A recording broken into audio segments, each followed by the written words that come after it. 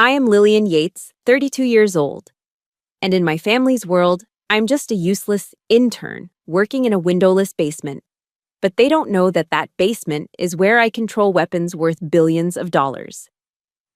The worst moment of my life wasn't on the battlefield, but at the flashy Virginia Officers Club.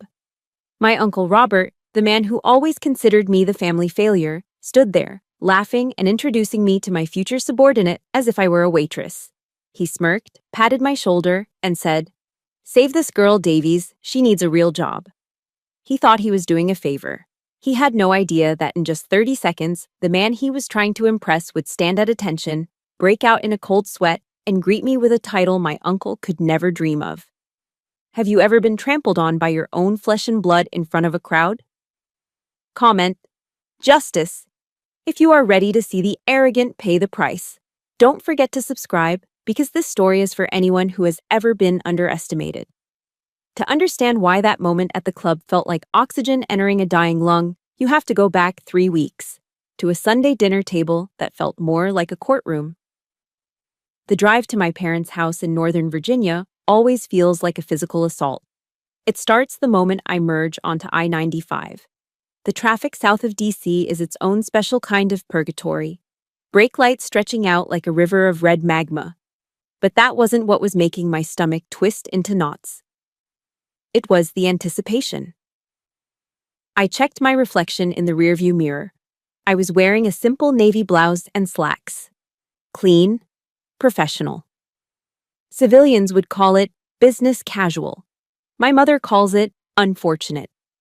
I knew exactly what she would say the moment I walked through the door. She would ask why I couldn't wear something brighter, something softer, something that didn't make me look so rigid. By the time I pulled into the driveway, past the manicured lawn that my father obsesses over, my hands were already sweating on the steering wheel. I took a deep breath, inhaling the recycled air of my sedan, trying to lock away Phoenix 1, the captain who coordinates drone strikes, and pull on the mask of Lily, the disappointing daughter. I opened the front door, and the smell hit me instantly.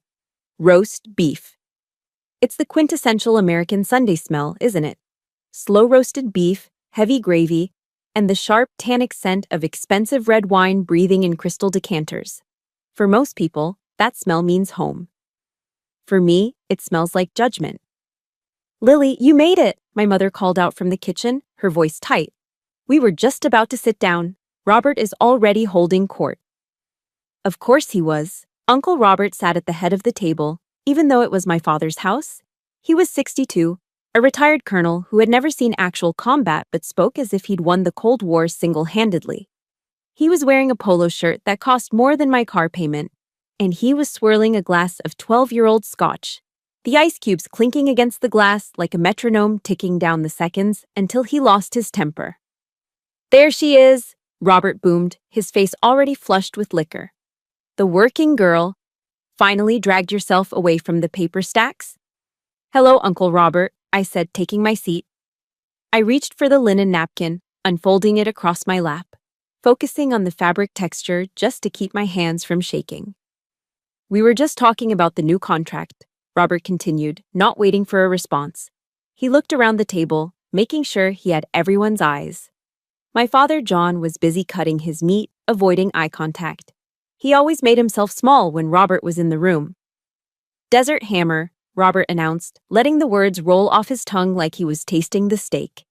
"Big consulting gig. I'm heading up the advisory board. The Pentagon is finally realizing they need old hands on the wheel, not these computer geeks they're hiring straight out of college." My fork paused halfway to my mouth.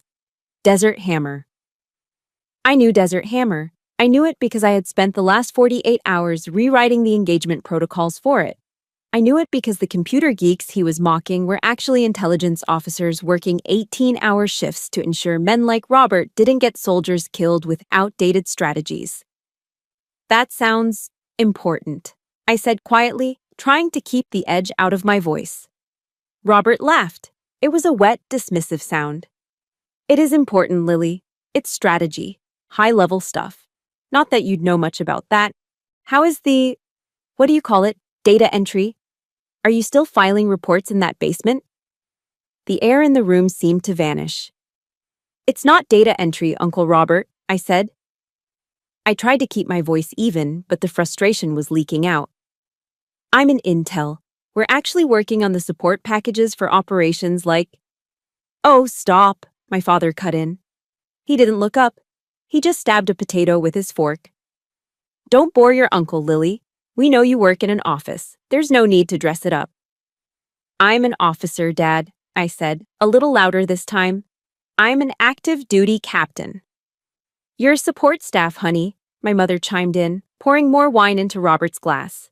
She offered me a pitying smile. And there's no shame in that. At least you have benefits. Dental is so expensive these days.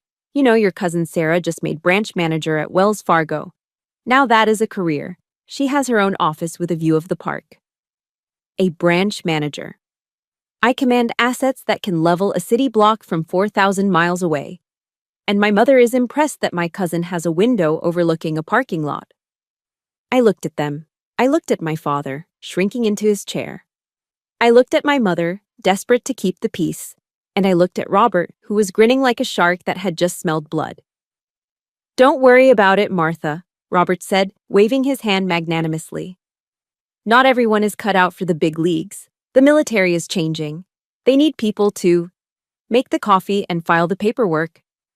He leaned forward, his Scotch breath drifting across the table. Tell you what, Lily. Since I'm consulting on Desert Hammer, I'll be seeing Colonel Davies next week. He's running the ground ops. I'll put in a good word for you. Pull some strings. He paused for effect, waiting for my gratitude. Maybe I can get him to move you out of that basement. Get you a receptionist gig in his outer office. You'd like that, wouldn't you? Meet some nice young officers? My hand tightened around the heavy silver fork.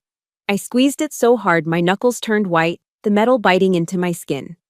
I wanted to scream. I wanted to tell him that Colonel Davies reported to me on the intelligence channel. I wanted to flip the table and shatter the illusion of this perfect, successful family. But I didn't. I looked down at the silver fork, gleaming under the chandelier. It was heavy, cold, and polished, just like the lie we were all living. Thank you, Uncle Robert, I whispered, the words tasting like ash in my mouth. That's a good girl, he said, and went back to his steak. He had no idea. He had absolutely no idea what was coming. The silence at the dinner table stretched out, heavy and suffocating. My hand was still gripping that cold silver fork, my knuckles white against the polished metal. That sensation, the biting cold of hard metal against my skin, didn't keep me grounded in my parents' dining room. Instead, it pulled me backward. It dragged me away from the smell of roast beef and scotch, transporting me 8 years into the past and 2,000 miles west, to a stadium in Colorado Springs where the air was thin and the sky was a piercing, endless blue. It was graduation day at the United States Air Force Academy. If you aren't military, you might not understand what that day means. It isn't just a cap and gown ceremony. It is the culmination of 4 years of hell. 4 years of breaking yourself down and rebuilding yourself into something harder, sharper. It is the hat toss. It is the roar of the thunderbird screaming overhead, shaking the concrete beneath your feet. I remember standing on the field at Falcon Stadium, surrounded by a sea of cadets in dress uniform. The energy was electric. Everywhere I looked, I saw families losing their minds with pride. I saw fathers crying openly, mothers holding up homemade signs that said, "We love you, Lieutenant." I saw cadets being engulfed in bear hugs, their new gold bars glinting in the sun. And then there was my family. My parents had flown in the night before. They were sitting in the VIP section, of course, because my father had donated to the Alumni Fund. I remember scanning the crowd, desperate to lock eyes with them, to share that split second of, I did it. When I finally found them, my father was checking his watch. My mother was adjusting her hat, looking bothered by the heat. After the ceremony, while my friends were heading to rowdy backyard BBQs with kegs and music, my parents took me to a quiet, white tablecloth steakhouse downtown. There were no balloons, no toasts. "We can't stay long, Lillian," my father said, cutting into his filet mignon. "I have a breakfast meeting with a developer in Denver tomorrow morning. We need to be on the road by 8. "But Dad," I said, my voice sounding small even to my own ears. "I thought you guys would stay for the commissioning parties. The whole squadron is going." "We've seen you, haven't we?" my mother said, dabbing her mouth with a napkin. "You looked very orderly out there." But really, all that marching gave me a headache. Besides, we took a picture. It's already on Facebook. That was it. A photo op. I was a trophy to be displayed on social media to prove they were successful parents. But in reality, I was eating a $70 steak in silence, feeling more alone than I had ever felt in my life. But the real blow, the one that left the scar I still carry, didn't come from my parents. It came from Uncle Robert. He hadn't bothered to fly out. "Too busy consulting," he'd said. Instead, a week later, a package arrived at my first duty station. I remember the excitement I felt holding that heavy envelope. I thought, finally. He's a retired colonel. He understands. He knows what it takes to earn these bars. I tore it open. Inside wasn't a commemorative plaque. It wasn't a sword. It wasn't even a handwritten letter of advice from one officer to another. It was a generic Hallmark greeting card. On the front, it had a picture of a cartoon bear holding a briefcase. I opened it. In Robert's sprawling, jagged handwriting, he had written 3 words. "Good luck, intern." And taped below it was a $50 gift card to Starbucks.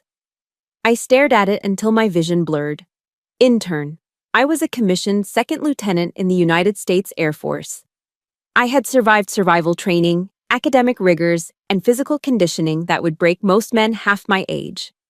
I had sworn an oath to defend the Constitution. To him, I was just a girl playing dress-up. I was someone who would fetch coffee until I found a husband and quit. That card sat on my desk for months. I looked at it every single day. It became a reminder of every conversation I'd ever had with him. I remembered a Thanksgiving when I was 16, telling him I wanted to be a pilot. He had laughed, his face flushed with wine, just like it was tonight. "Lily, sweetheart," he had said, leaning back in his chair. "War is a nasty business. It's for men who can kick down doors and sleep in the mud. Women in the service, well, they're great for morale. Or typing. You'd make a great nurse. Or maybe a secretary for a general. Keep things organized." He constantly compared me to a ghost, my older brother, who died in a car accident when I was 10. In Robert's revisionist history, my brother would have been a Navy SEAL, a Ranger, a hero. I was just the consolation prize, the plan B that didn't quite work out. I realized then, standing in my empty apartment holding that insulting card, that I would never win. I could become a general, and to Robert, I would just be a diversity hire. I could save the world, and my parents would only care if it messed up their dinner reservations. I felt a coldness settle in my chest. It wasn't sadness anymore, it was something harder, like steel tempering in fire. If they wanted to see me as invisible, fine, I would disappear. I wouldn't try to be the kick-down-the-door soldier Robert worshipped. I wouldn't be the loud, chest-thumping hero. I would go where they couldn't follow. I chose intelligence. I chose the SIF. I chose the dark rooms and the satellite feeds. I chose a world where I didn't need to be physically imposing to kill a target. I just needed to be smarter, faster, and colder than everyone else. I decided that while men like Robert were busy recounting their glory days at the officers' club, I would be in the shadows, moving pieces on a chessboard they didn't even know existed. My grip on the silver fork loosened, the blood returning to my white knuckles. The flashback faded, leaving me back at the dinner table, smelling the roast beef and Robert's scotch. I looked up at him. He was still smiling, waiting for me to thank him again for his offer to get me a receptionist gig. They thought I was the black sheep, the outcast, the weak link. They didn't know that black sheep are the ones who learn to survive in the dark, and in the dark, you learn to see things others miss. Have you ever had a moment where your greatest achievement was treated like a joke by the people who were supposed to support you? Have you ever felt like the black sheep just because you didn't fit their mold? If you're standing with me, if you're ready to see the underdog bite back, hit that like button and comment, "I am worthy," below. Let them know we aren't invisible. Robert took another sip of his drink, oblivious. "So," he said, smacking his lips, "Davies is a stickler for protocol. Don't embarrass me, Lily." I forced a smile. It was thin and sharp. I wouldn't dream of it, Uncle Robert. Because I wasn't going to embarrass him. I was going to destroy him, and I was going to do it from the place he feared most, the shadows I now called home. The memory of the silver fork digging into my palm faded, replaced by the cool matte plastic of a biometric security badge. My Uncle Robert calls my workplace the basement. My mother calls it the office. Both of them picture a damp, dusty storage room filled with filing cabinets and a flickering fluorescent bulb. They imagine me down there, hunched over stacks of paper, stapling reports for men who do the real work. The reality would terrify them. I stood in front of the reinforced steel door of the CCF, Sensitive Compartmented Information Facility. To the civilian world, this is a black hole. No cell phones, no smartwatches, no outside signals. Once that heavy door seals behind you with a pressurized hiss, you are gone. You don't exist. I pressed my thumb against the scanner. A green light flashed, followed by the heavy mechanical thunk of the magnetic locks disengaging. I stepped inside and the atmosphere shifted instantly. The air here was always exactly 65 degrees, frigid enough to keep the banks of servers from overheating, cold enough to keep the operators awake during 18-hour shifts. The smell wasn't roast beef and expensive cologne, it was ozone, stale coffee, and the sharp metallic scent of high-voltage electronics. This was my kingdom. I walked past the rows of analysts, their faces illuminated by the blue glow of quadruple monitor setups. The room hummed, a low, constant vibration of cooling fans that sounded like a hive of angry bees. "Captain on deck," a master sergeant murmured as I passed his station. He didn't salute. We don't do that in the SIF during ops. But he shifted in his chair, straightening his spine.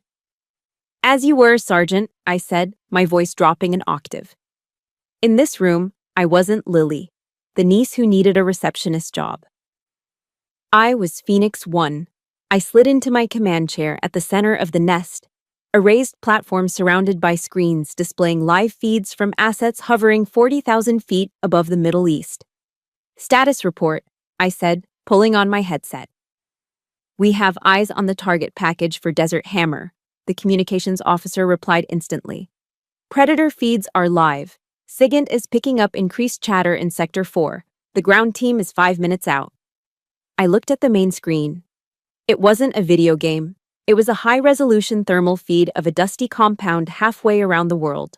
White silhouettes moved against the gray background. People. Living, breathing people whose lives depended on the calls I made in the next 10 minutes. This was the job Robert mocked. This was the data entry. "Phoenix 1, this is Hammer Lead," a voice crackled in my ear. It was a full-bird colonel on the ground, a man with 20 years of infantry experience. "We are seeing movement on the ridge, requesting permission to engage." I scanned the monitors. My eyes darted from the thermal feed to the signal's intelligence overlay. I saw something the colonel couldn't. "Negative, Hammer Lead," I said, my voice calm, flat, and absolute. "Hold your fire. I repeat, hold your fire." "Phoenix, I have hostiles in the open," the colonel barked, the stress evident in his voice. "I am making the call to engage."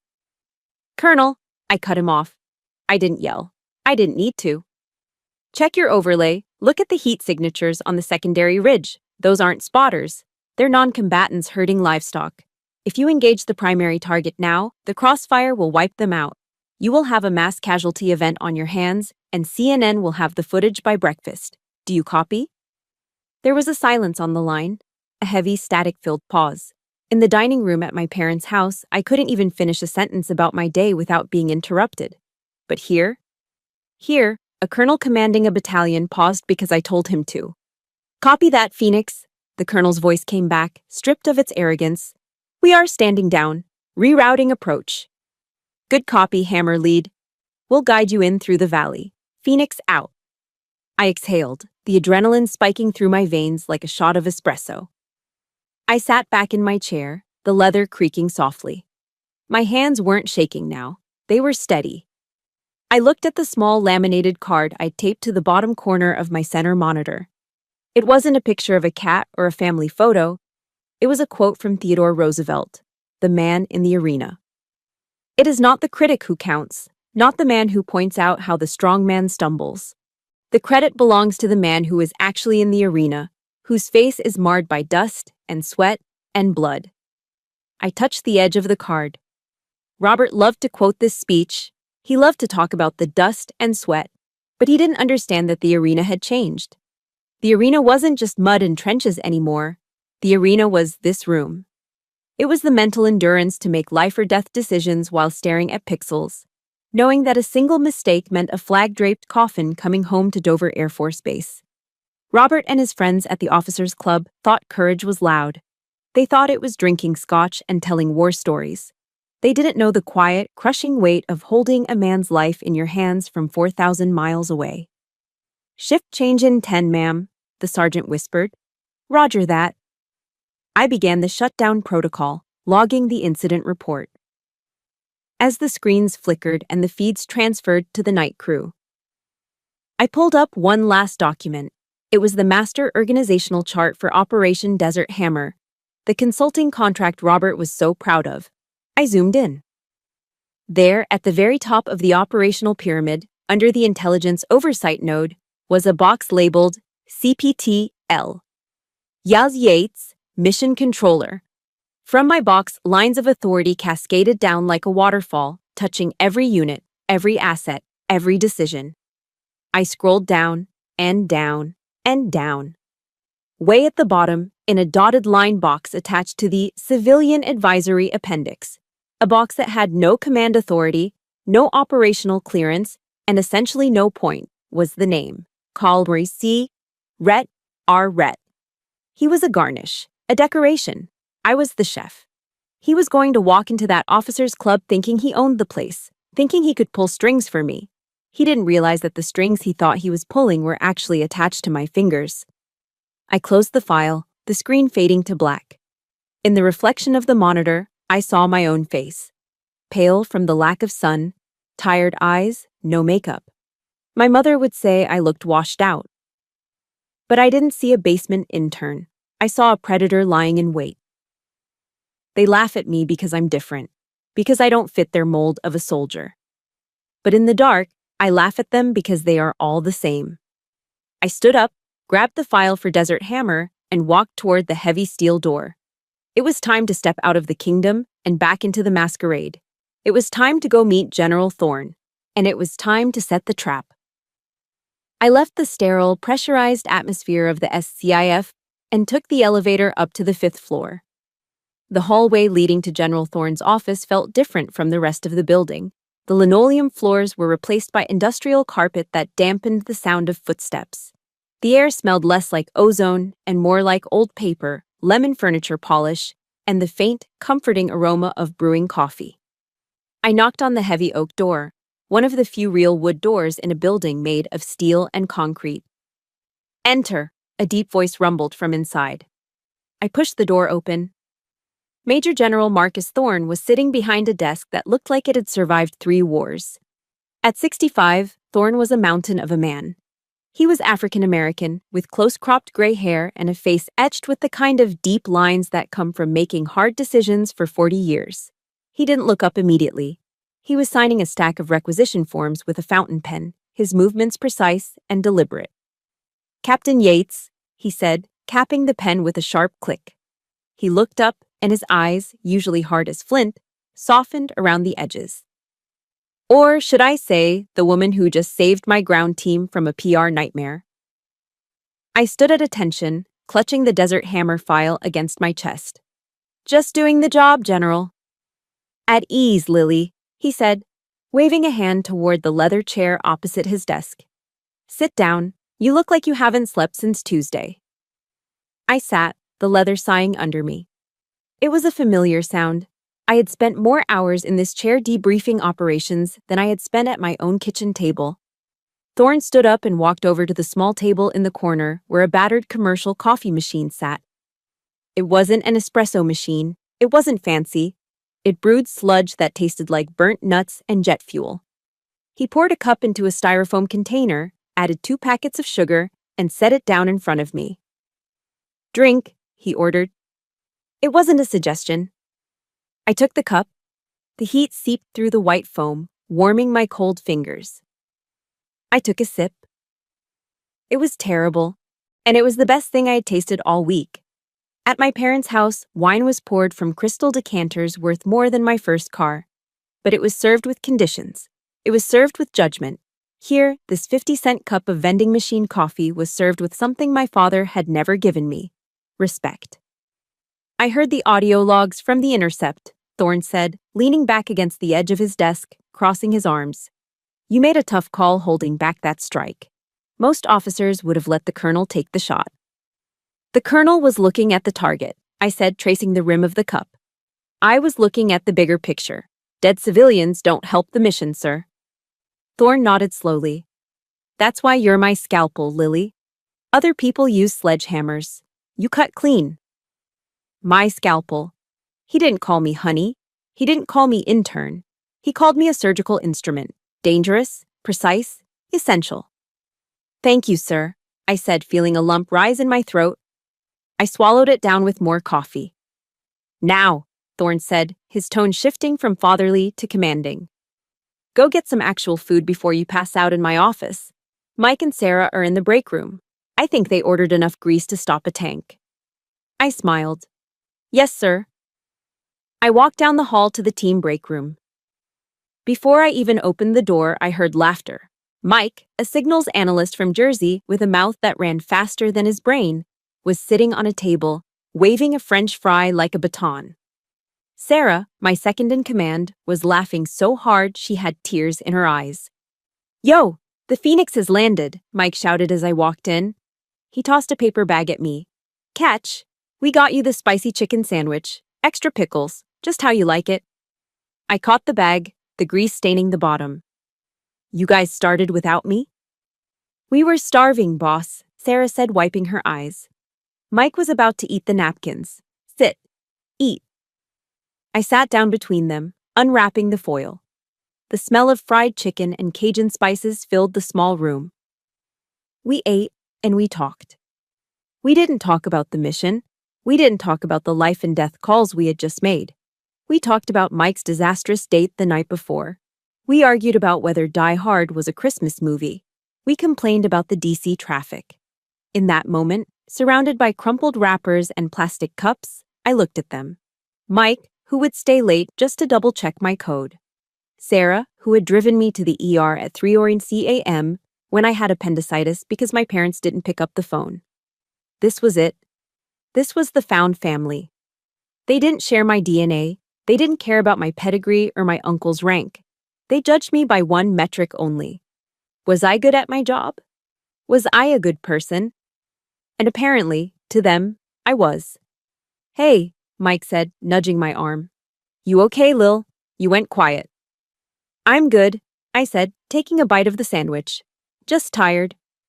Well, wake up, Sarah said, checking her watch. Thorne needs that file signed off before the 14-web briefing. Right. I wiped my hands, grabbed the Desert Hammer file, and headed back to the general's office. Thorne was back behind his desk. He took the file from me and opened it. He pulled out his pen, scanning the personnel roster. Standard team, he muttered. Logistics. Check. Air support. Check. Intel lead. Yates. Good. Then his pen stopped. He frowned. His thick eyebrows knitted together as he stared at the bottom of the page. Robert Rhett. Thorne read the name out loud. The warmth vanished from his voice, replaced by cold steel. He looked up at me over his reading glasses. Your uncle? Yes, sir, I said, my posture stiffening. He's the civilian consultant for the contractor. It's administrative. Thorne closed the file slowly. He didn't sign it immediately. He looked at me, and for a second I saw genuine concern in his eyes. Not the concern of a general for a captain, but the concern of a father seeing his child walking toward a cliff. I know Robert, Thorne said quietly. We served together in the 90s. He's a politician in a uniform, Lily. He likes the shine, but he hates the work. He uncapped his pen again, hovering over the signature line. Listen to me, Phoenix, he said, using my call sign to emphasize the order. Robert is going to try to use you. He's going to try to leverage your position to make himself look important. He's going to treat this operation like a country club mixer. Thorne signed the document with a sharp, aggressive scratch of ink. He closed the folder and slid it across the desk toward me. "Don't let him," Thorne said, his eyes locking onto mine. "This is your operation, not his. Do not let family obligations compromise my mission. Do you understand?" I picked up the file. It felt heavier than before. "Crystal clear, sir." "Good," Thorne said. "Dismissed." I walked out of the office, holding the signed orders. The warmth of the coffee and the laughter in the break room felt distant now. Thorne was right. I had built a sanctuary here, a world where I was respected, where I was safe, and Robert was coming to tear it down. I walked toward the elevators, my grip tightening on the file. I wouldn't let him. This was my family. This was my house, and I would defend it against anyone, even my own blood. The elevator doors slid shut, cutting off the laughter from the break room. For a few brief minutes, amidst the smell of fried chicken and the banter of my team, I had forgotten. I had forgotten that outside the reinforced walls of the Pentagon, there was a man who viewed my career not as a service to my country, but as a networking opportunity for himself. Peace in the military is a myth. But usually the threat comes from foreign adversaries. It doesn't come from an iPhone vibrating in your pocket. Bzzzt, bzzzt, bzzzt. The sound broke the silence of the hallway like a warning siren. It wasn't a call. It was a notification flood. I pulled my phone out.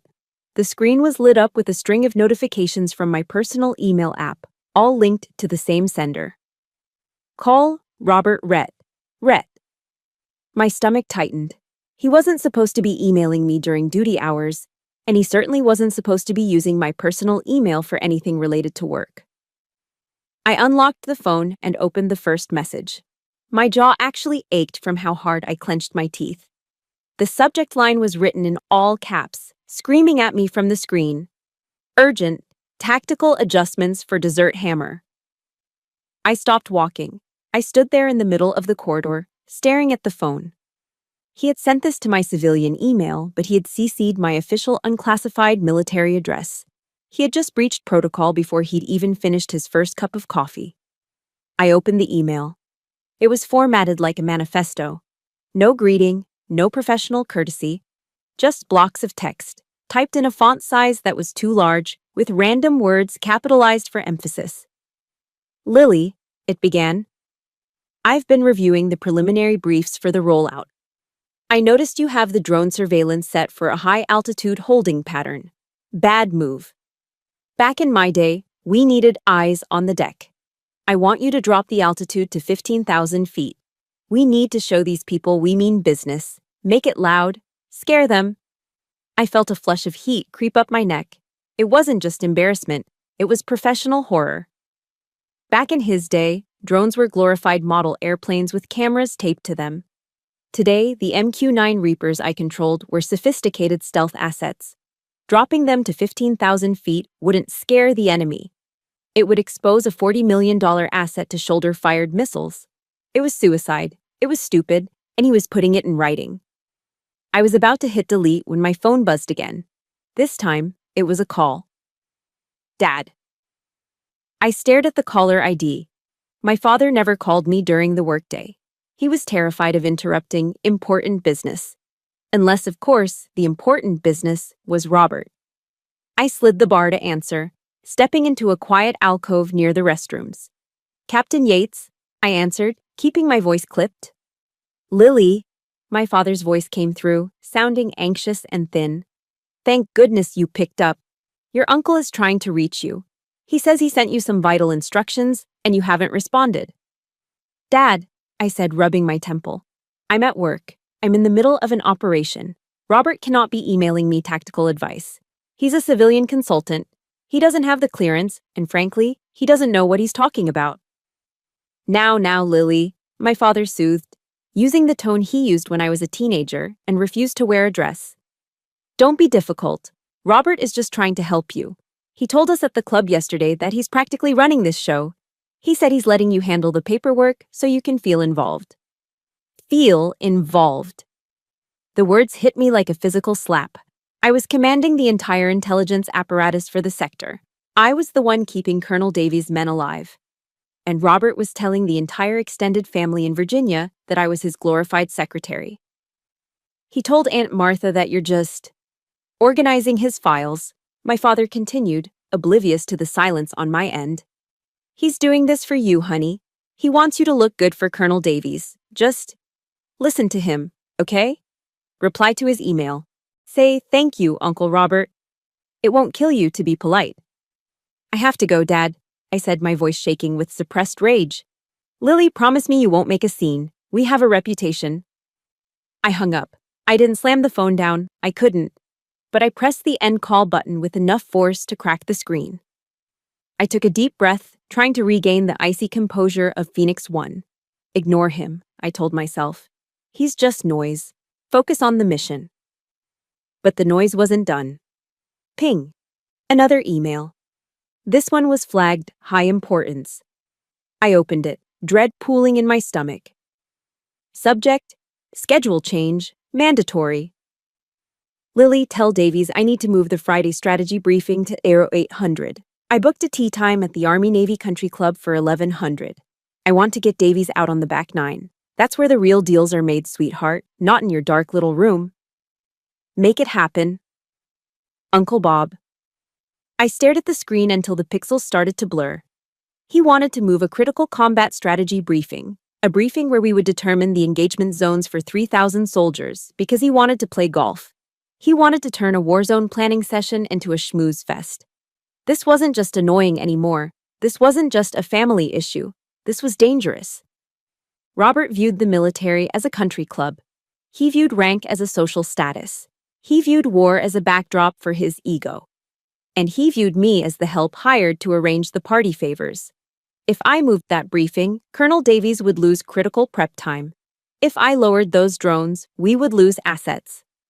Robert wasn't just an embarrassment, he was a liability. He was a virus in the system, and if I didn't quarantine him, he was going to get people killed. I looked at the phone in my hand. It felt heavy, like a grenade with the pin pulled. For 32 years, I had been the good niece. I had sat at the kids' table. I had smiled when they insulted me. I had eaten the roast beef and swallowed the insults like bad medicine. But I wasn't at the dinner table anymore. I was in the Pentagon. This was my ground. This was my war. I didn't reply to the email. I didn't call my father back to apologize. I put the phone in my pocket. I straightened my uniform shirt, checking the alignment of my buttons. I reached up and smoothed back a stray hair, securing it tightly. My patience had evaporated. The sadness I had felt about being the black sheep was gone, burned away by a white-hot clarity. I turned on my heel, my boots striking the linoleum floor with a sharp, rhythmic cadence. I wasn't walking back to the break room. I wasn't walking back to the SIF. I was walking straight back to General Thorne's office. Robert wanted to play games? Fine. But he forgot one thing. In the game of war, you don't send a golfer to fight a phoenix.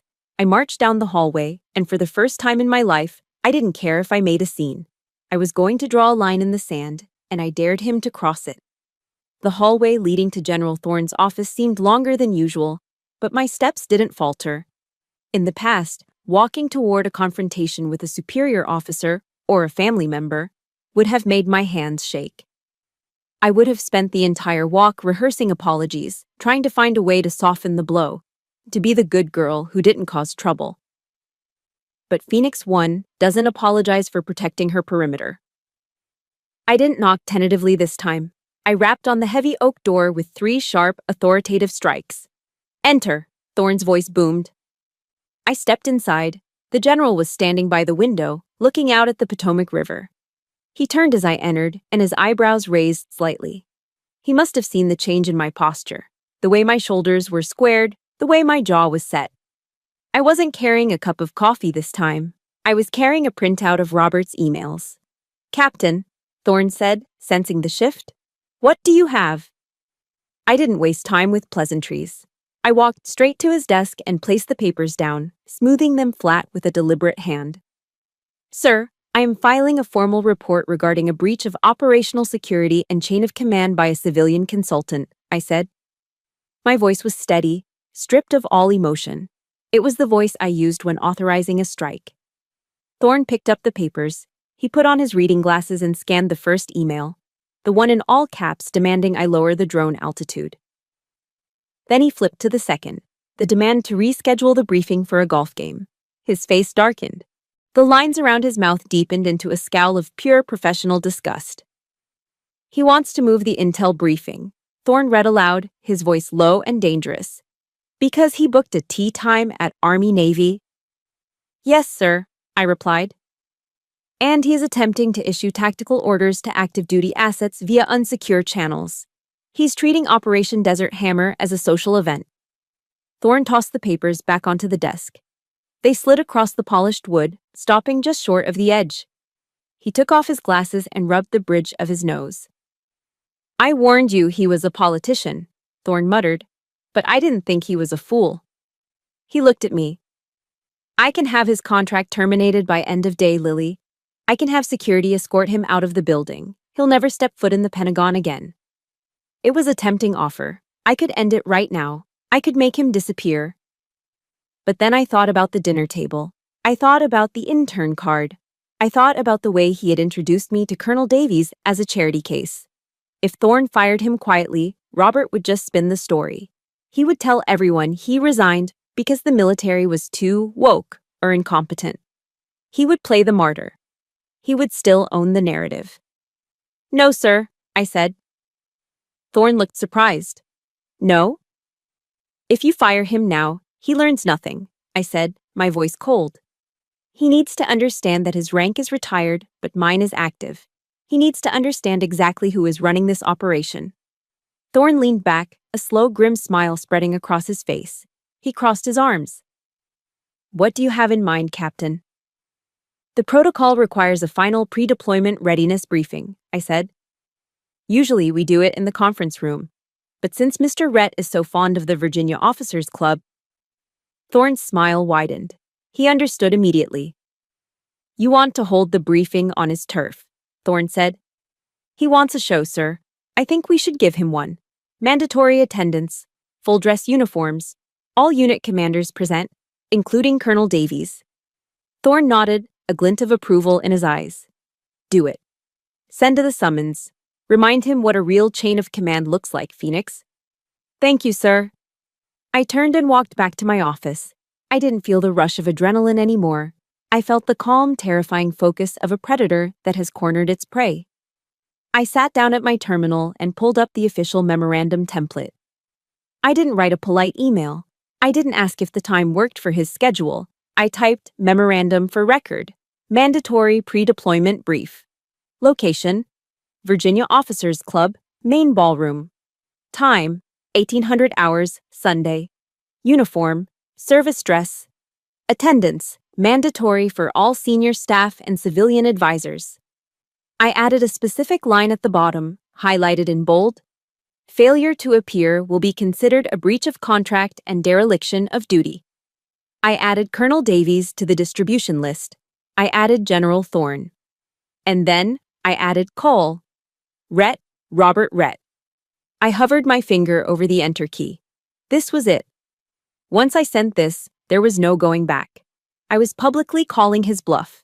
I was turning his social hour into a military tribunal. I pressed send. I sat back and waited. It took exactly 12 minutes. My personal phone buzzed on the desk. It was a text from Robert.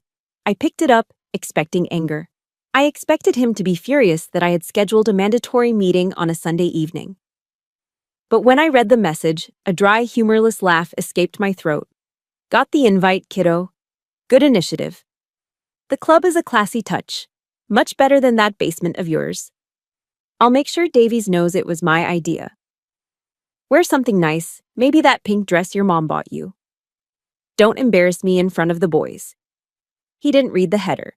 He didn't see mandatory briefing. He just saw the location. He thought I was surrendering. He thought I was finally playing the good little secretary, booking the venue he wanted so he could hold court and tell war stories. He was walking into a firing squad, and he was stopping to fix his tie in the reflection of the gun barrels. I set the phone down. I stared at the black screen, seeing my own reflection. I didn't see the kiddo he was talking to. I saw a woman who had spent 10 years sharpening herself into a weapon, waiting for a war that had finally arrived home. A verse from Sunday school drifted up from the recesses of my memory. My mother used to make me recite it when I was scared of the dark.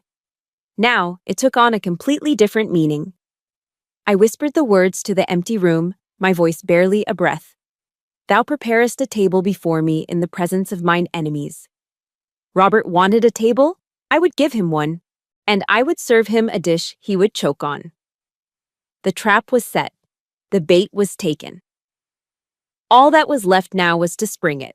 We all know a Robert, someone who mistakes your silence for weakness and your patience for submission. But they always forget that the quietest person in the room is often the one holding all the cards.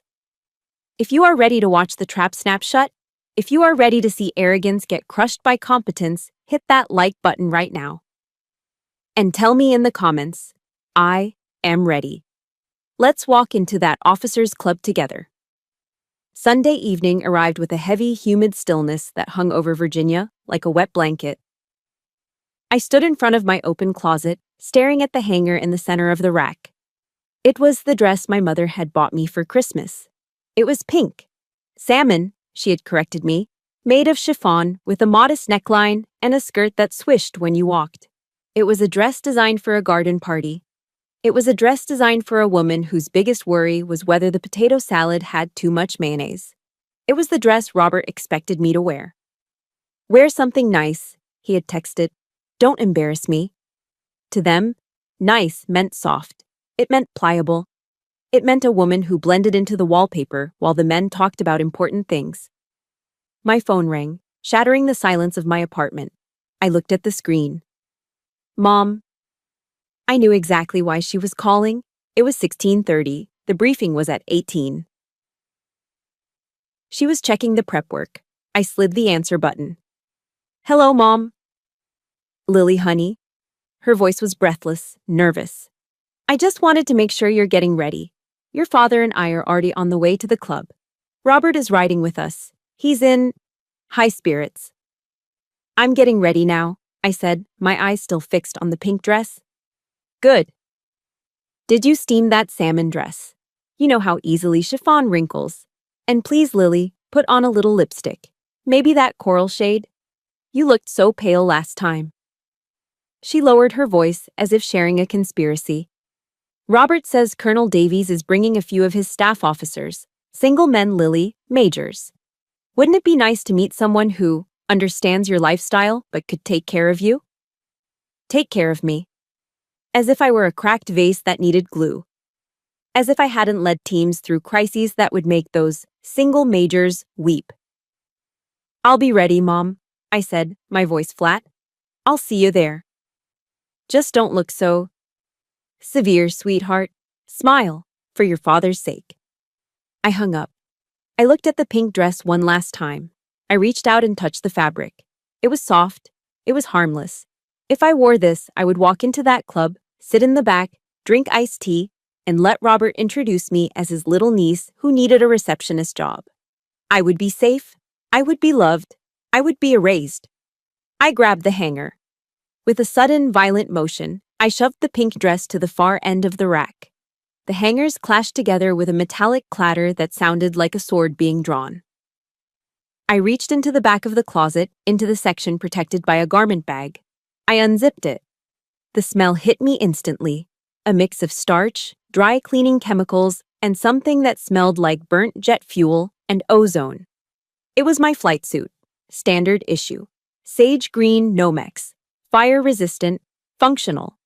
There was nothing soft about it. It was designed to keep you alive in a cockpit while pulling 9 Gs. I pulled it out. This wasn't getting dressed. This was a ritual. This was a night strapping on plate mail before riding out to meet the dragon. I stepped into the suit. The heavy fabric scratched against my skin, rough and reassuring. I pulled the zipper up the front. Zip! The sound sharp and final. I checked the mirror. The gig line, the alignment of my zipper and belt, was perfect.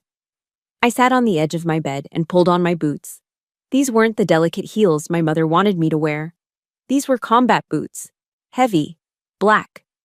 polished to a mirror shine that you could see your own fear in. I laced them up tight, pulling the strings until the leather creaked. Then came the details. The things that separate a costume from a uniform. I picked up my rank insignia, 2 silver bars, Captain. I pinned them to my shoulders. They caught the light from the window, gleaming like cold stars. I picked up my name patch, Yates. Velcroed it to my left chest, and finally, the patch for the right shoulder.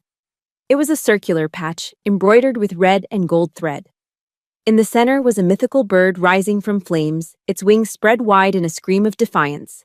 Above it, the call sign, Phoenix. I slapped it onto the Velcro. Ripstick. I looked in the full-length mirror. The pale, hesitant girl who listened to her mother's passive-aggressive advice was gone. The intern was gone. Staring back at me was an officer of the United States Air Force. My hair was pulled back in a tight, severe bun, regulation style. No stray hairs, no softness. My face was scrubbed clean of the coral lipstick. I didn't look nice. I looked dangerous. I walked to my dresser and picked up my sunglasses, classic aviators. I slid them on. I grabbed my car keys and the folder containing the mandatory summons. I walked out of my apartment, my boot heels striking the concrete walkway with a heavy, rhythmic thud. Thud, thud, thud. The drive to the Virginia Officers Club took 40 minutes. I turned off the radio. I didn't want music. I needed the silence. I drove down I-395, merging into the traffic. My hands gripped the steering wheel at 10 and 2. My stomach was doing somersaults. My heart was hammering against my ribs like a trapped bird. I was terrified. Let's be clear, I wasn't afraid of combat. I wasn't afraid of Colonel Davies. I was afraid of him. Robert had been the giant in my life since I was a child. He was the loud voice at Thanksgiving that drowned everyone else out. He was the authority figure who told me I wasn't good enough, wasn't smart enough, wasn't man enough. Going against him felt like breaking a law of physics. It felt unnatural. As I turned onto the tree-lined driveway of the Officers Club, I saw the massive brick building with its white columns and manicured hedges. It looked like a plantation house. It looked like the headquarters of the Old Boys Club. I parked my sedan between a Mercedes and a Lexus. I turned off the engine. The silence rushed back in, deafening. My hands were shaking, just a little. A tremor in the fingers. I closed my eyes. I thought about the Bible story my grandmother used to read to me, not Psalm 23 this time, but the story of the shepherd boy. David didn't wear Saul's armor. It was too heavy. It didn't fit.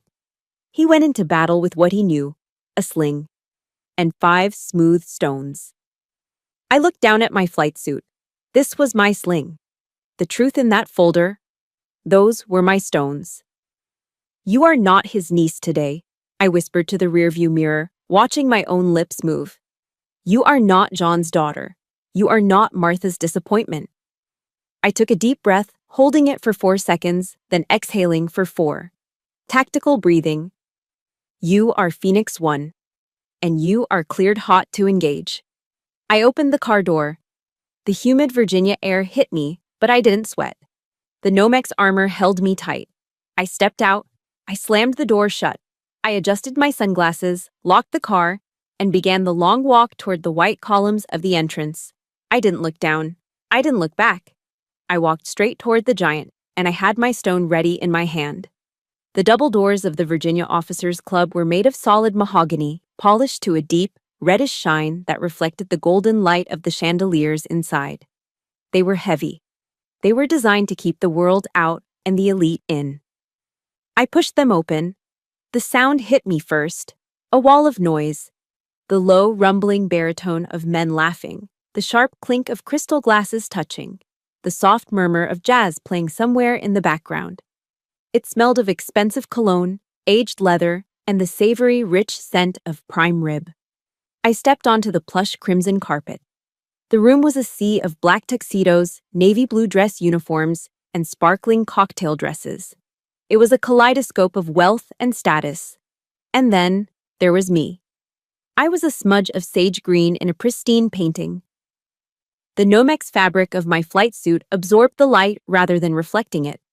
My combat boots made a dull, heavy thud on the floor, a stark contrast to the clicking of high heels and the shuffle of dress shoes.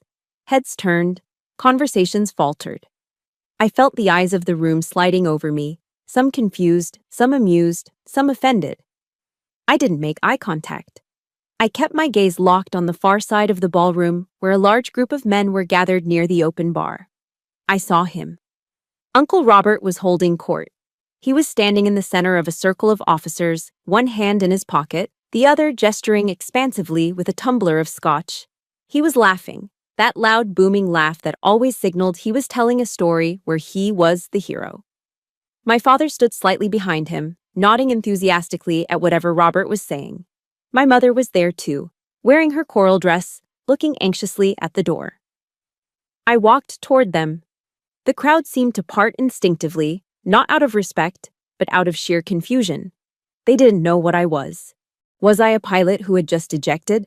Was I lost? I stopped 3 feet from Robert's circle. And that's when I told the general, Robert was shouting, if you want the job done right, you send in the heavy hitters. He took a sip of his drink and turned, spotting me. His smile didn't drop. It curdled. His eyes scanned me from my boots to my sunglasses, and his expression shifted from triumph to pure, unadulterated annoyance. Lily, he said, his voice loud enough to carry over the jazz music. You made it. He stepped out of the circle, closing the distance between us. He leaned in, his voice dropping to a harsh whisper that smelled of scotch and irritation. What the hell are you wearing? I told you to dress nice. You look like a mechanic. I came straight from duty, I said, my voice calm. Duty? Robert scoffed. Sitting in a basement isn't duty, kiddo. It's typing. He sighed, shaking his head theatrically. Well, you're here now. Try to make yourself useful. My glass is empty and Colonel Davies is thirsty. Go grab a pitcher of water and some refills. Maybe the bar staff will think you're working tonight. He turned back to the group, waving me forward like a prop. Gentlemen, Robert announced, beaming. I want you to meet my niece, Lillian, the one I was telling you about. The circle of men turned to look at me. Among them was a man I recognized instantly from the dossiers. Colonel James Davies. He was shorter than Robert, with steel gray hair and eyes that looked like they had seen things Robert only read about in books. He was wearing his dress blues, his chest heavy with ribbons. Lillian, Robert continued, placing a heavy hand on my shoulder, weighing me down. She's a sweet girl, trying to find her way in the Air Force. I'm trying to get her a position in your outer office, Davies. You know, answering phones, filing reports. She needs a steady hand to guide her. Robert chuckled. She's a bit of a project, but she means well. The air in the room seemed to freeze. Colonel Davies didn't laugh. He didn't smile.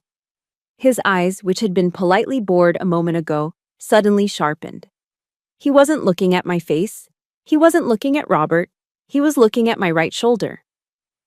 Time seemed to slow down. I could hear the individual clink of ice melting in Robert's glass. I could hear the intake of breath from my mother standing 10 feet away. Davies' gaze was locked on the red and gold patch velcroed to my flight suit. The phoenix rising from the flames. Phoenix 1.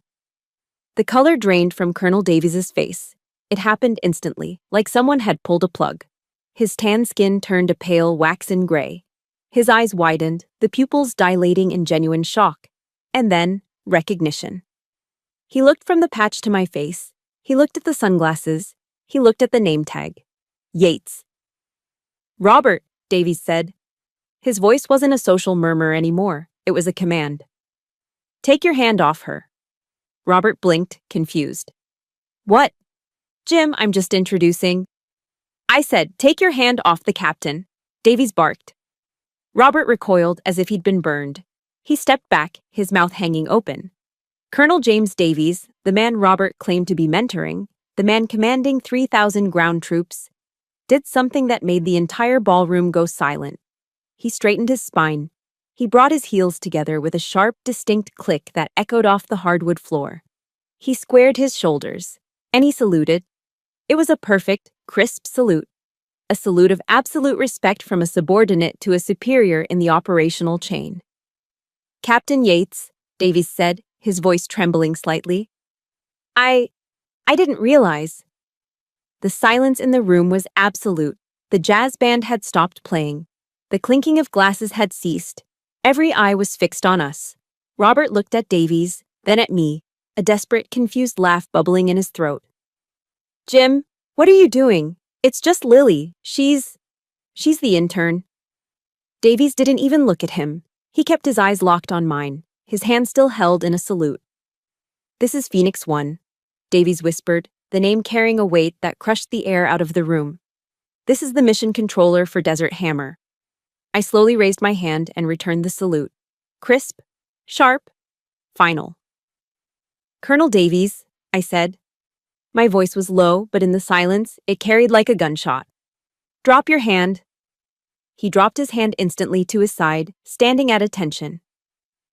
I took off my sunglasses, folding them slowly. I looked at Robert. He was pale, his mouth opening and closing like a fish out of water. He looked at my father, who was staring at me as if I had just grown wings. I turned my back on Robert. I faced Colonel Davies. "Colonel," I said, my tone professional and cold. "I received a disturbing email regarding the tactical briefing for tomorrow. I was under the impression that the timeline had been altered to accommodate a golf game." Davies flinched. Sweat beaded on his forehead. "Ma'am, I was told by the civilian consultant that you requested the change, that it was an administrative necessity." "I see," I said, letting the words hang in the air. "Let me be clear, Colonel. My assets fly at Zoro 600. Your men step off at OR 6:30. There is no golf game. There is no brunch. There is war. Are your men ready to receive my cover, or do I need to reroute air support to a unit that takes this seriously?" "We are ready, ma'am," Davies shouted, his military training taking over. "My men are prepped. We are waiting on your green light. We move when you say we move." "Good," I said. I turned back to Robert. He was shrinking. Physically, he seemed to be getting smaller. The arrogance, the bluster, the old boy swagger. It had all evaporated, leaving behind a small, frightened old man holding a glass of warm scotch. "Robert," I said. I didn't call him uncle. I didn't call him colonel, just Robert. "I believe you have my pitcher of water to fetch?" He stared at me. His face turned a deep, blotchy red. He looked around the circle for support, but the other men, the other officers, were looking at him with expressions ranging from pity to disgust. In the military, stolen valor is a sin. But claiming authority over the operator who protects your life, that is unforgivable. He didn't speak. He couldn't. "I didn't think so," I said. I looked at Davies one last time. "I'll see you at 0600 on the secure channel, Colonel. Don't be late." "Yes, ma'am." I turned on my heel. My combat boots pivoted on the expensive carpet. I walked away. Behind me, I heard the sound of a glass slipping from numb fingers and shattering on the floor. But I didn't look back. The phoenix had risen, and the ashes were already cooling. The sound of the glass shattering against the hardwood floor seemed to echo for an eternity. It was a sharp, violent punctuation mark that ended the sentence of Robert's social reign. For a moment, nobody moved. The whiskey soaked into the expensive Persian rug, a spreading dark stain that mirrored the sudden, ugly blemish on Robert's reputation. Robert looked down at the broken glass, then up at Colonel Davies, then around at the circle of men who had been hanging on his every word just 5 minutes ago. His face was a mask of desperate, frantic denial. He let out a laugh, a wet, breathless sound that grated against the absolute silence of the ballroom. "Jim," Robert stammered, spreading his hands in a gesture of forced casualness. "Come on, look at your face. You're taking this too seriously. I was having a little fun with the girl. You know how family is. Just a little ribbing to toughen her up." He looked around the circle, his eyes darting from face to face, begging for an ally. Begging for someone, anyone, to smile and validate him. "Right, gentlemen. It's just a joke. Lily knows I'm joking." "Tell him, Lily." He turned to me, his eyes pleading. For the first time in my life, I saw fear in them. Not physical fear, but the terrified realization of a narcissist who senses the spotlight shifting away. I didn't answer. I didn't even blink. I just stood there, my flight suit stark and imposing against the backdrop of tuxedos, watching him unravel. Colonel Davies took a step forward. He didn't shout. He didn't lose his temper. His voice was quiet, calm, and cut through the air like a razor blade. "A joke," Davies repeated, the word tasting like poison in his mouth. "You think the chain of command is a joke, Robert?" "No, obviously not, but—" "You didn't introduce her as my commanding officer," Davies continued, his voice rising just enough to carry to the onlookers gathering nearby. "You didn't introduce her as a captain in the United States Air Force. You introduced her as an intern." Davies pointed a finger at Robert's chest. It wasn't a physical touch, but Robert flinched as if he'd been struck. "You stood there," Davies said, "drinking your scotch, and you knowingly humiliated a superior officer in front of her subordinates. In the active corps, we call that conduct unbecoming. We call that disrespecting the uniform. And frankly, Robert, it turns my stomach." The words hung in the air. Conduct unbecoming. In the civilian world, insults are just words. In the military culture that permeated this club, that phrase was a death sentence. It meant you lacked honor. It meant you were no longer one of us. I watched the reaction ripple through the room. The officers standing near Robert, men he played golf with, men he drank with, men he bragged to, began to move. They didn't make a scene. They didn't yell. They simply stepped away. A major checked his watch and turned his back. A lieutenant colonel took his wife's elbow and guided her toward the other side of the room. A group of contractors who had been eager to shake Robert's hand a moment ago suddenly found the architecture of the ceiling fascinating. It was a social freezing out, cold, brutal, efficient. Robert stood alone in the center of the circle, the invisible walls closing in on him. He looked at my father. "John," Robert said, his voice cracking, Tell them I helped her." My father, John Yates, the man who had spent 60 years hiding in his brother's shadow, looked at Robert. Then he looked at me. He looked at the phoenix patch on my shoulder. He looked at the way Colonel Davies, a man he feared and respected, was standing at attention for his daughter. For the first time in my life, my father didn't rush to fix it. He didn't apologize for me. He looked down at his shoes, took a sip of his wine, and turned away. Robert was abandoned. He looked back at me. "Lily." This was the moment I'd rehearsed in my head 1,000 times since I was 16. I could yell at him. I could list every insult, every birthday he missed, every time he made me feel small. I could scream about the intern card. I could demand an apology. But as I looked at him, sweating, red-faced, smelling of stale liquor and desperation, I realized something. He wasn't a monster. He was just a sad, small man who had to stand on others to feel tall. And screaming at him would only drag me down to his level. A phoenix doesn't fight a worm. It just flies. I didn't say a word. I looked him in the eye for one long, heavy second. I let him see the pity in my gaze. I let him see that his opinion no longer held any currency in my world. Then I turned my head to Colonel Davies. "We have a lot of work to do, Colonel," I said. "Get your rest." "Yes, ma'am," Davies replied. I turned around. I began to walk toward the double doors. The room was still crowded. There were over 200 people in the ballroom. Usually navigating a crowd like that requires weaving, dodging, and saying, "Excuse me," a dozen times. But not tonight. As I took my first step, the crowd parted. It started with the officers near the bar. They saw me coming and stepped back, creating a wide lane. Then the civilians followed suit, sensing the shift in gravity.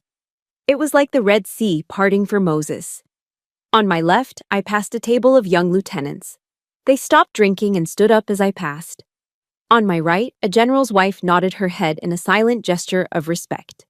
They weren't looking at the mechanic anymore. They were looking at the mission controller. They were looking at the woman who held the line. I walked down that aisle of silence, my boots striking the floor with a steady, rhythmic cadence. Thud, thud, thud. I didn't look back at Robert. I didn't need to. I knew exactly what he was doing. He was standing alone in the middle of the room, surrounded by broken glass and the shattered remnants of his ego, while the world he thought he owned turned its back on him. I reached the heavy mahogany doors. I pushed them open, and the cool night air of Virginia rushed in to meet me. It smelled of rain and pine needles, clean and fresh. I stepped out onto the portico. The heavy doors swung shut behind me, sealing the noise, the judgment, and the toxicity inside. I took a deep breath, filling my lungs with the oxygen of freedom. My hands weren't shaking anymore. The knot in my stomach was gone. I walked to my car, the gravel crunching under my boots. I looked up at the night sky. Somewhere up there, thousands of miles away, my birds were flying. And in 6 hours, I would be guiding them. I wasn't an intern. I wasn't a niece. I was Phoenix 1. And for the first time in 32 years, I didn't just have a title. I had peace. 1 year later, the sunlight hitting my desk wasn't the artificial, buzzing fluorescent light of the basement anymore. It was real, unfiltered sunshine, streaming through a floor-to-ceiling window that offered a panoramic view of the Potomac River and the white needle of the Washington Monument piercing the blue sky. I sat back in my ergonomic chair, taking a sip of coffee. It was a dark roast, brewed fresh in the break room down the hall. A break room that didn't smell like ozone and fear. I reached up and touched the collar of my service dress uniform. The silver bars of a captain were gone. In their place sat the gold oak leaves of a major. Major Lillian Yates. It still felt surreal to say it out loud. In the military, making field grade is the crossover point. You aren't just an operator anymore, you are a leader. You shape policy. You shape the future. The past year had been a whirlwind. After the success of Operation Desert Hammer and the quiet, brutal fallout at the Officers Club, my career hadn't just moved forward, it had engaged afterburners. General Thorne had recommended me for the Advanced Strategy course. Colonel Davies had written a performance review that practically walked on water. But the biggest change wasn't the rank on my shoulders, it was the silence in my head. For 33 years, my internal monologue had been a constant loop of doubt, fueled by the voices of my parents and my uncle. You're not enough. You're too hard. You're an intern. You're a disappointment. Now, the silence was peaceful. It was the silence of a house that had finally been cleaned of all its ghosts. My phone buzzed on the mahogany desk, vibrating against the coaster. I glanced at it. New message, Robert Rhett. I didn't flinch. My heart rate didn't spike. My stomach didn't twist into knots. I just put down my coffee cup and picked up the phone, swiping the screen to unlock it. Robert hadn't texted me in 6 months.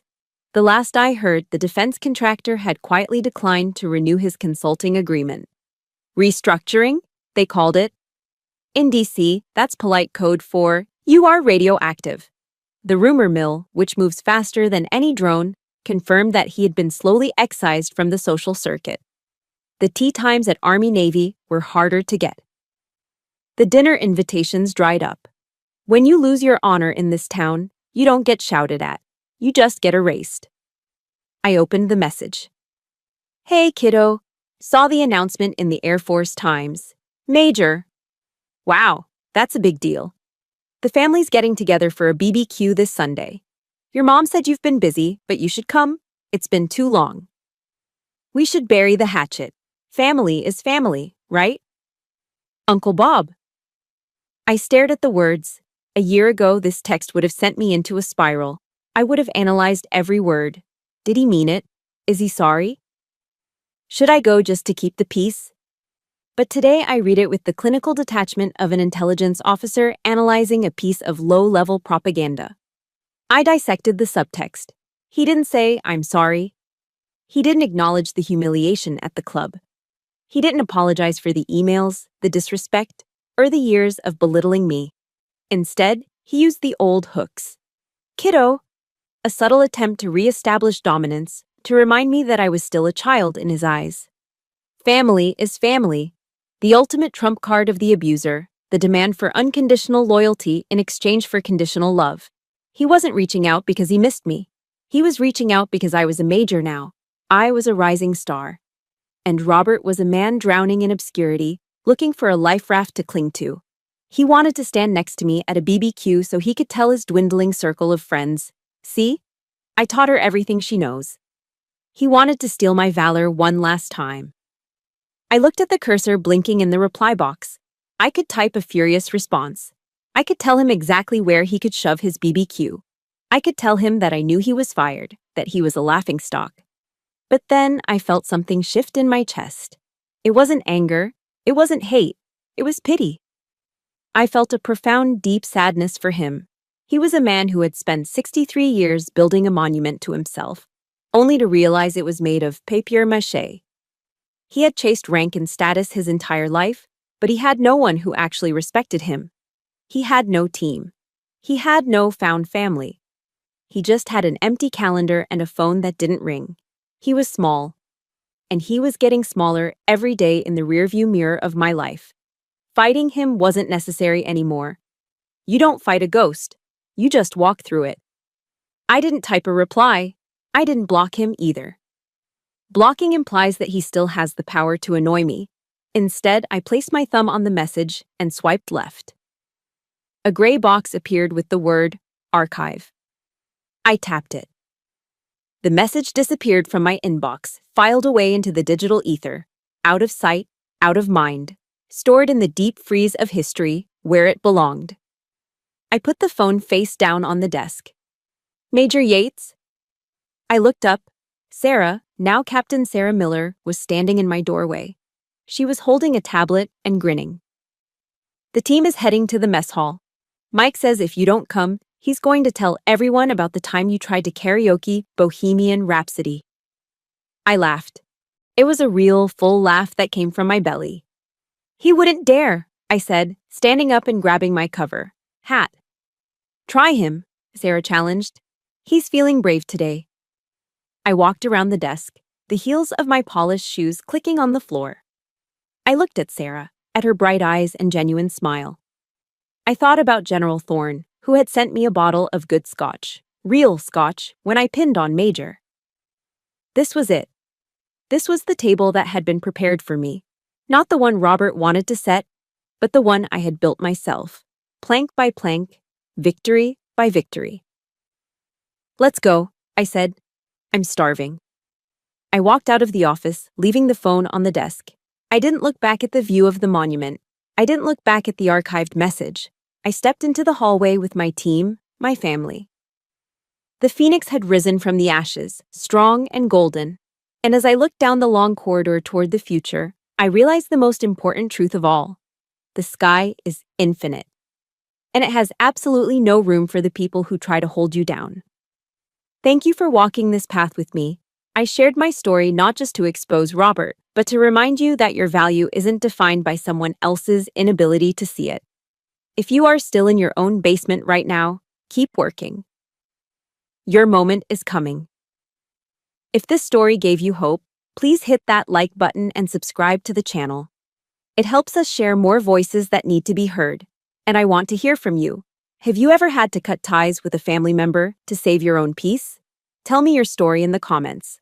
I'll be reading them. Stay strong.